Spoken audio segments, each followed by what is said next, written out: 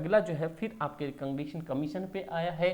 तो अब देख लो, ये क्वेश्चन आपको इतने तरह से दिखेंगे, इतने तरीके से दिखने के बाद भी आपको इसका आंसर एक ही करना है जो पीछे आपको बताया, नहीं तो आप अपने आप से भी आंसर लिख सकते हो। What was it's most silent recommendation, सबसे मोस्ट साइलेंट रिकमेंडेशन क्या था? इस क्वेश्चंस को मार्क कर लो।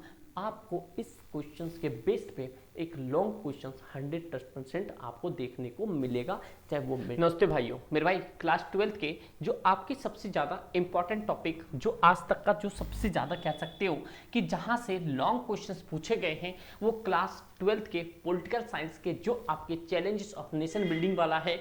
मेरे भाई यहाँ से आपके जो भी लॉन्ग क्वेश्चंस बनेंगे, आपको इस वीडियो के बाहर कभी भी क्वेश्चंस देखने को नहीं मिलेगा। तो आप लोग कंप्लीट देख लो, और मेरे भाई क्लास 12 में इस चैप्टर से पूरे नंबर आपके होने चाहिए, समझे दोस्त? तो चलो फटाफट से देखते हैं आपके सामने क्वेश्चंस किस तरीके के प्रीवियस ईयर में क्वेश्चंस आए हैं और किस तरह के क्वेश्चंस एक्सपेक्टेड हैं। ये जितने भी क्वेश्चंस हैं विद आंसर्स हैं आपके पास मेरे भाई, तो ये सारे आपको आंसर्स, ये पीडीएफ जो है आपको व्हाट्सएप ग्रुप में मिल जाएगा, तो लिंक डिस्क्रिप्शन, आप वहां पे ज्वाइन हो जाना। और समझे? तो चलो भाई, पहला क्वेश्चन आपके सामने जो इस चैप्टर से एक्सपेक्टेड होता है कि what were the major challenges of building democracy in India, मतलब कि सबसे ज्यादा मेजर जो चैलेंजेस था भारत को एक लोकतांत्रिक करने का, क्या चैलेंजेस था? एक तो ये question, explain any 3 challenges faced by the India at the time of her independence. तो एक पॉइंट याद रखना, चाहे क्वेश्चन ये पूछा जाए या चाहे क्वेश्चन ये पूछा जाए, मेरे भाई याद रखना आंसर दोनों का सेम होगा, बस क्वेश्चन पूछने का लहजा अलग होता है। ये पॉइंट आपको समझ आ गया? तो मेरे भाई आप ध्यान से सुनना, जब ये मेजर चैलेंजेस की बात आ रहा है, तो मेजर चैलेंजेस कितने थे भारत के, मतलब कि भारत के उस टाइम में, इंडिपेंडेंट के टाइम में 3 मेजर प्रॉब्लम्स थे, मतलब चैलेंजेस थे। तो सबसे पहले आपको क्या करना पड़ेगा, जब आप आंसर्स लिखोगे तो आंसर्स लिखने से पहले पहले जो क्वेश्चंस का डिमांड होना, क्वेश्चन जो एग्जामिनर का डिमांड होता है कि अगर मैंने ये क्वेश्चंस पूछा है तो इसका आंसर कैसा होना चाहिए, तो मेरे जितने भी शेर शेरनी हो, आप सबसे पहले क्वेश्चंस को आप डिटेल में एक्सप्लेन करोगे एटलीस्ट 20 वर्ड्स के अंदर में, फिर आप एज फॉलो करके उसके डिटेल आंसर में जाओगे, जैसे ऑफलाइन में बच्चे करते हैं, समझे दोस्त? तो मेरे भाई सबसे पहला क्वेश्चन जैसे हमारे पास आ गया कि इंडिया की बात आ गई, डेमोक्रेसी भारत में करना, भारत के पास क्या चैलेंजेस थे, तो आपने एक थोड़ा सा एग्जाम्पल दिया। On 14th and 15th August 1947 not one but 2 Nations state came into the existence, मतलब एक नहीं 2 नेशन हमारे एग्जिस्टेंस में आया। पहला था यहाँ पे इंडिया, दूसरा हो गया Pakistan. After independence India face 3 main challenges. तो आपको आंसर्स लिखने का तरीका ऐसे होना चाहिए, समझे नहीं समझे मेरे भाई? अब वो 3 मेन चैलेंजेस कौन से हैं? पहला चैलेंज है आपके सामने यहाँ पे, फर्स्टली चैलेंजेस है, the most important challenges was the shape of nation that was United at the accommodative of the diversity in our society. India consists to people having the different languages, different religions, and the different cultures and the different customs. And there was one big question: could India survive as the unified country? तो सबसे बड़ी चीज है, पहला problem था, India जो है बहुत बड़ा डाइवर्स कंट्री है, आप जानते हो, यहाँ पे जात पात धर्म कल्चर रिलीजियस सब कुछ बड़ा वास्ट है, लैंग्वेज बड़े वास्ट लेवल पे बोले जाते हैं। माना भारत के कॉन्स्टिट्यूशन में शेड्यूल 8 में 22 भाषा को रखा गया है, बट आपको पता है अगर आप एक पर्टिकुलर एरिया में चले जाओगे तो वहीं पे डिफरेंट लैंग्वेजेस हो जाते हैं। तो पहला भारत के सामने बहुत बड़ा चैलेंजेस था कि भारत को यूनिफाइड कर सकते हैं, तो उनका मतलब ये था, पहला पॉइंट समझे? तो ये आपके पास सबसे ज्यादा बड़ा चैलेंजेस था कि एक नेशन, शेप ऑफ नेशन क्या था यहाँ पे, ये सबसे बड़ा चैलेंजेस था। मिटा रहा हूं दोस्त यहाँ पे शेप ऑफ नेशंस क्या था भाई? Shape of nation. आपको याद करने के लिए छोटे छोटे कीवर्ड्स को आपको माइंड में रखना पड़ेगा मेरे भाई। अगर आपने इन कीवर्ड्स को रख लिया तो आप पूरी तरीके से गेम बना दोगे और इस क्लास से बाहर पेपर कभी नहीं जाएगा। ऑफलाइन में मैं इंग्लिश मीडियम के बालकों को यही सारे क्वेश्चंस करवाऊं। देखो मेरे भाई, दूसरा आपके पास था the second challenges was to establishment the democracy. फिर दूसरा जो चैलेंजेस था भारत के पास कि भाई डेमोक्रेसी दिखाना है, डेमोक्रेसी इस्टेब्लिश करना है under the new constitutions. Universals adult franchises was the introduce in India. आप जानते हैं यूनिवर्सल अडल्ट फ्रेंचाइजीज क्या थी, तो ये भारत के अंदर में जो इलेक्शंस के लिए था कि the constitutions granted the fundamental right to the citizens. तो आप लोग के सामने मैं कुछ क्वेश्चंस दे रहा हूँ। सबसे पहले आपके पास ये क्वेश्चंस है, अगर आपने 11th में पढ़ा है तो फंडामेंटल राइट्स कहाँ से लिया है, टोटल फंडामेंटल हमारे पास टोटल फंडामेंटल राइट्स कितने हैं, समझे भाई। और जो अगर जितने हैं उनमें से जो एक घटा है वो कौन सा फंडामेंटल राइट्स है। अगर आप लोगों ने भाई सही से पढ़ा है तो मुझे इन तीनों क्वेश्चंस का डिटेल में कमेंट बॉक्स में आंसर चाहिए, अगर आप एक सच में सिंसियर बच्चे हो तो, समझे मेरे भाई। क्योंकि आपको तो मैं क्लास में हंसी मजाक में बिलीव नहीं रखता जो अदर टीचर रखते हैं। फर्स्टली ये होता है चाहे ऑफलाइन हो ऑनलाइन हो, पढ़ाई के टाइम में सिर्फ पढ़ाई मेरे भाई, समझे दोस्त। तो मेरा ये कहना है, तो ये पॉइंट हो गया। कह रहा इंडिया एडॉप्टेड, क्या करा है, India adopted representations democracy and the based on the parliamentary government. However the challenges was the develop democratic conventional in the according with the constitutions. मतलब दूसरा मेन चैलेंज क्या था भारत के पास में कि भारत को एक इस्टेब्लिश करना डेमोक्रेसी। आप जानते हो जब भी कोई लोकतांत्रिक देश होता है, डेमोक्रेसी होता है, तो वहाँ पे जनता के द्वारा रूल किया जाता है। तो यहाँ पे सबसे पहला पॉइंट इनके दिमाग में था अडल्ट फ्रेंचाइजीज को लेकर आना, जो कि 21 साल से 18 साल कर दिया गया था वोट डालने का, समझे मेरे भाई। और सबसे पहली बात ये सारी चीज़ समझ आ गया। यहाँ पे आप एक और कमेंट कर बताओगे भारत में पहला राज्य कौन सा था जहाँ पे सबसे पहले अडल्ट यूनिवर्सिटी फ्रेंचाइजी के थ्रू सबसे पहला वोटिंग हुआ था, वो भी आपके प्रिंसली स्टेट में से एक है, समझे दोस्त। भाई पॉलिटिकल ऐसे पढ़ा जाता है अकॉर्डिंग टू मी, समझे भाई। अदर टीचर का मुझे पता नहीं, बट मैं ये चीज़ों को फॉलो करता हूँ। The third challenges was developments and the welfare the whole society and do not privileged selections of the society। मतलब तीसरा मेन चैलेंजेस था कि यहाँ पे किसी भी चीज़ को प्रिविलाइज नहीं करना, मतलब कि जो पूर्वजों से चलता हुआ आ रहा है वो नहीं करना। इनका मेन मकसद था डेवलप करना और वेलफेयर को पूरी कंप्लीट सोसाइटी का। ये इसका कंप्लीट आंसर हुआ। अभी आप एक बार इमेजिन करके देखो, आपके दिमाग के सामने आंसर बिल्कुल रन कर रही होगी, हाँ या ना मेरे भाई। तो ये होता है एक डेप्थ, समझे। तो उम्मीद करता हूँ आपको सारी चीज़ें समझ आ रही होगी। तो नेक्स्ट क्वेश्चन पे चलते हैं, और इसके साथ साथ भाई आप लाइक भी कर देना, डिटेल एक्सप्लेनेशन आप बताओगे ही। भाई आप लोग की थोड़ी लाइक नहीं होते तो थोड़ी टीम कहती है कि सर लाइक वाइक नहीं होते, बट मैं एक ही चीज़ में बिलीव रखता हूँ कि भैया विथ ऑनेस्टी हार्ड वर्क, समझे भाई, बस ये चीज़ें। तो उम्मीद करता हूँ आप लोग लाइक कर दोगे। अगला क्वेश्चन जो आपके सामने क्वेश्चंस पूछे जा सकते हैं, ये मत देखना कि भाई बहुत पुराने क्वेश्चंस हैं, आप इस पे फोकस करो। कह रहा mention any 2 challenges faced by the India at the time of our independence। आपके पास यहाँ पे 2 चैलेंजेस पूछ रहा था, यहाँ पे आपने यहाँ पे पूरी कंप्लीट चैलेंजेस देखी, तो ये आंसर आपके आगे भी काम आएगा। तो ज़्यादा यहाँ पे पढ़ने का मतलब नहीं है, समझे दोस्त। तो नेक्स्ट क्वेश्चन में आते हैं। अगला है यहाँ पे what is meant by the 2 nation theory. मतलब 2 राष्ट्र का क्या मतलब था, मतलब 2 नेशन ऑफ थ्योरी क्यों दिया गया, आप लोगों ने पढ़ा है। तो क्या आप मुझे कमेंट करके बता सकते हो। सबसे पहले 2 नेशन ऑफ थ्योरी का सबसे पहले डिमांड किसने रखी थी, किसने, कौन से पर्सन ने ये बताया कि 2 नेशन ऑफ थ्योरीज होना चाहिए। मेरे दोस्त ध्यान सुनना, कह रहा है यहाँ पे according to the 2 nations theory and the advocated by the Muslim League, India being a diversified country on the basis of culture। किस पे भाई, कल्चर, क्योंकि भारत क्या है कल्चर के हिसाब बिल्कुल डाइवर्स है, अलग अलग है।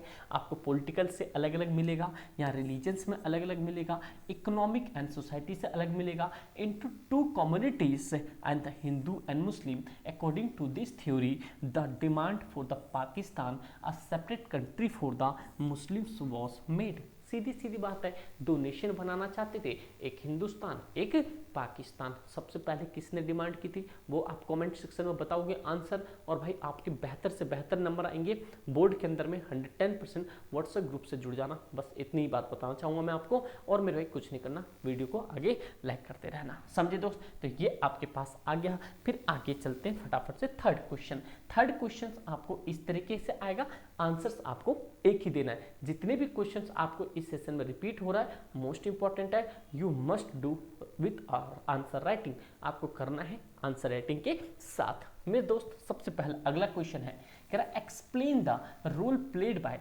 सरदार Patel in the unification of princely state in India. अब देख सकते हो कितनी बार क्वेश्चंस पूछा है। या mention the role of Sardar Vallabh Bhai Patel towards India integration. Integration मतलब भारत को, एक राष्ट्र को, मतलब भारत एक देश है, इसको एकजुट करने के लिए सरदार वल्लभ भाई पटेल का सबसे बड़ा भूमिका क्या था। कुछ भी हो आपका आंसर सेम आएगा। सबसे पहले एक पॉइंट और बताता हूँ, जैसे यहाँ पे उन्होंने बोला कि सरदार वल्लभ भाई पटेल, क्या बोला यहाँ पे है ना सरदार, इन्होंने बोला, देखो यहाँ पे ऐसा होता है ना सरदार, सरदार बोलते हैं यहाँ पे। ये जो सरदार था ये क्या था, इनका टाइटल था। क्या था भाई, टाइटल था। इनको सरदार की टाइटल किसने दिया था, ये बारदोली सत्याग्रह में वहां की महिलाओं ने इनको टाइटल दिया था। एक क्वेश्चन और है आपके सामने कि बारदोली सत्याग्रह कौन से ईस्वी में हुआ था, मतलब when was held the Satyagraha of Bardoli.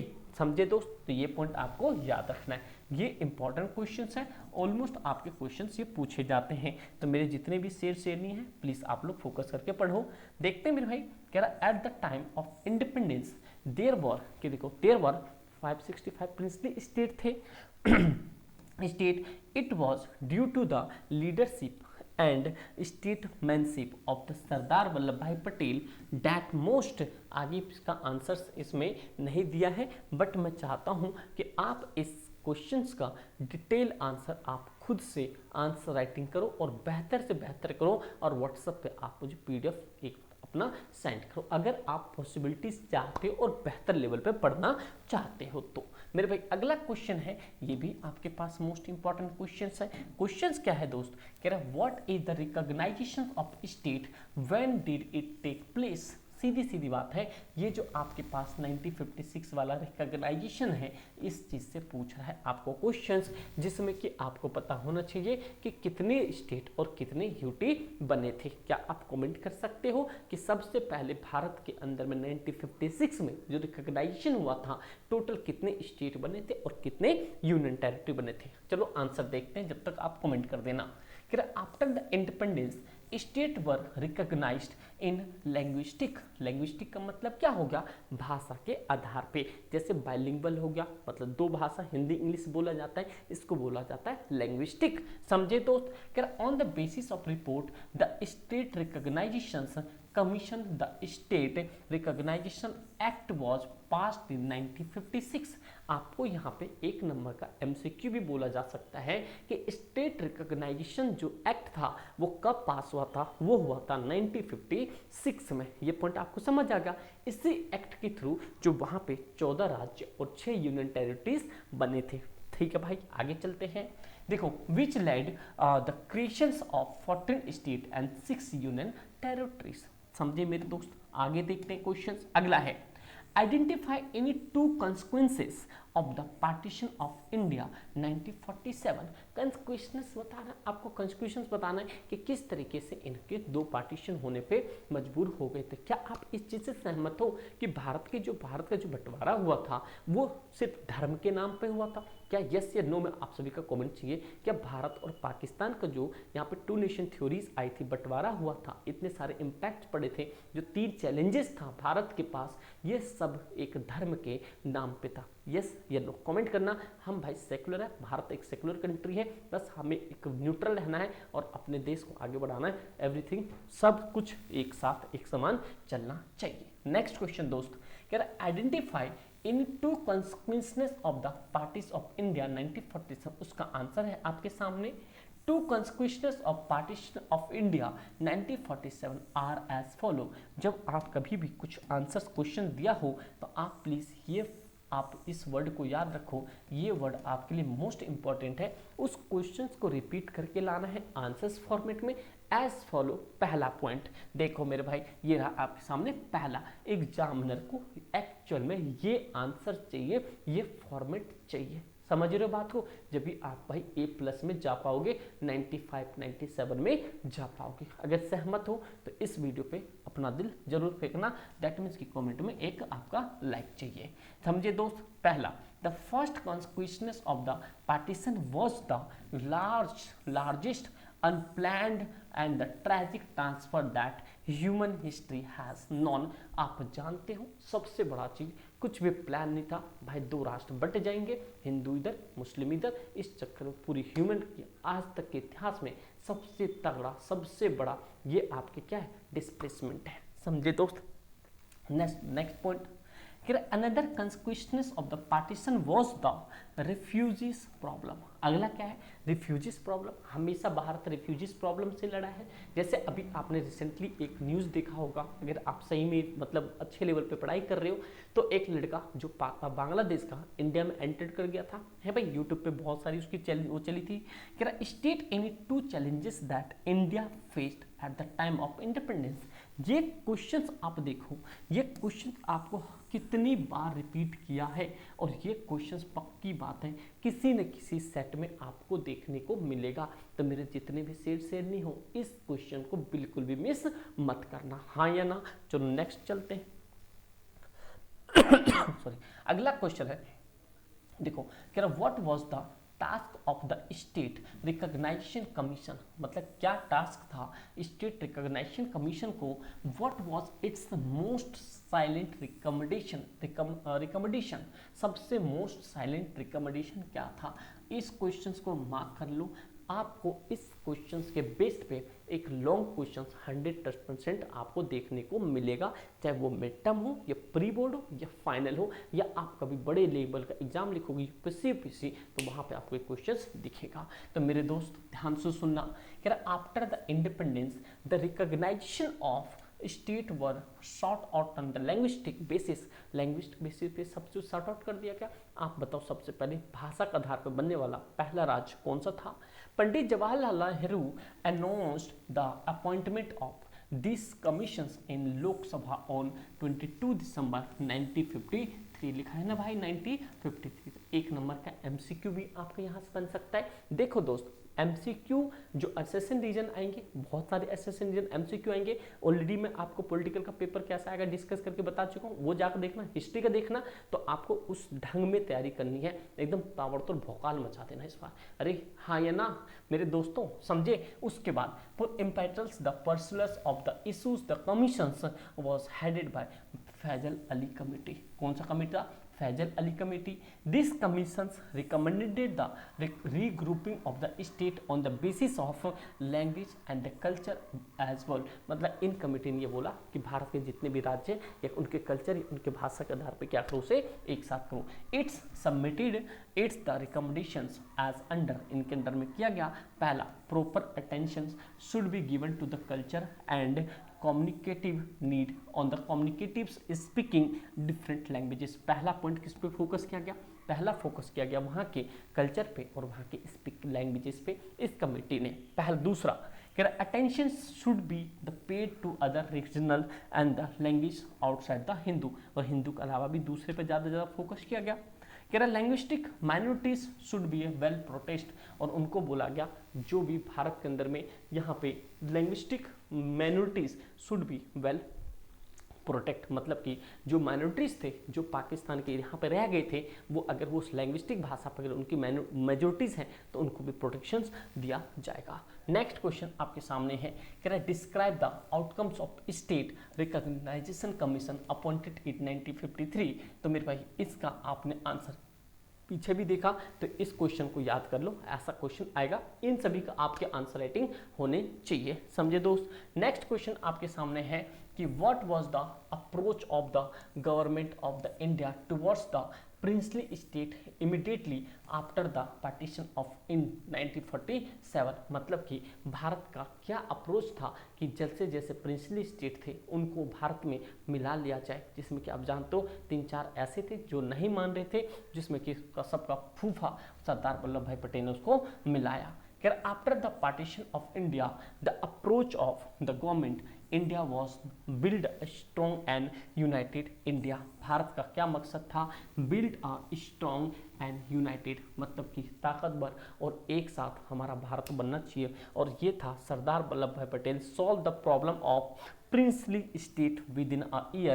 First of all, Sardar Patel appealed the princely for the corporations providing with the them of the at the patriots and the warning them the alternatives should not be in their favor.